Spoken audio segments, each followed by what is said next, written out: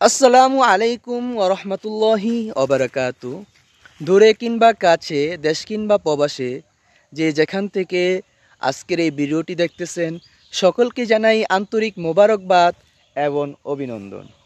সবাই কেমন আছেন? আশা করি সবাই আল্লাহর রহমতে অনেক অনেক ভালো আছেন। আলহামদুলিল্লাহ, আমি অনেক ভালো আছি। প্রায় 3 মাস যাবৎ মনে শান্তি নেই। তো হঠাৎ করেই আমি চলে আসলাম কাউকে না জানিয়েই আমার বোনের বাড়িতে।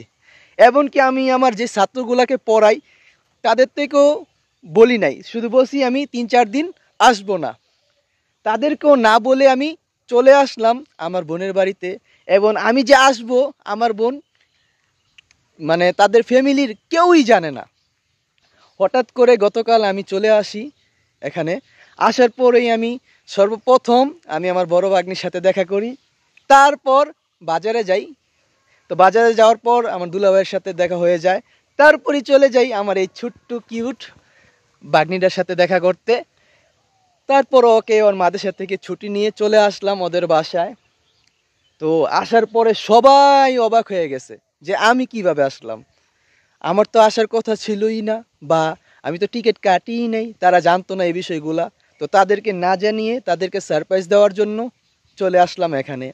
তো আসার পর আজকে আমি চলে আসলাম এই যে বাগান বাড়ি বলে এটাকে, হ্যাঁ এটাকেও নাকি তারা বাঁশ বাগান বাড়ি বলে। এখানে চলে আসলাম। আর এই গাছগুলো হচ্ছে আমাদের। এগুলা কাদের? আমাদের। আমার, তোমার না। আমার। আমার। আমার। আমার। আমার। এগুলা কাদের?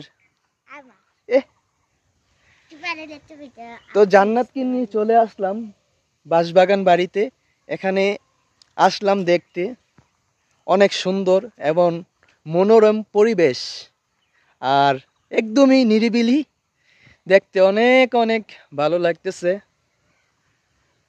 এই যে আপনারা দেখতেছেন পুরাই নীরব, আর চারিদিকে শুধু বাঁশ আর বাঁশ।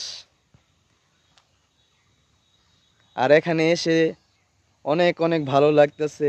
নিজের যত অশান্তি বা চিন্তা ভাবনা ছিল সবগুলাই দূর হয়ে গেছে। আর বোনের বাড়িতে আসছি, আরও তো টেনশন মুক্ত হয়ে গেলাম। কারণ আমার বোনটা হচ্ছে একমাত্র আমার একটাই বোন। আর এই পৃথিবীতে আমি যদি কাউকে ভয়ও না পাই, পৃথিবীতে যদি আমি কাউকে ভয় পাই, আল্লাহ তাআলার পরে আমার বোনকে আমি ভয় পাই, আর কাউকে না।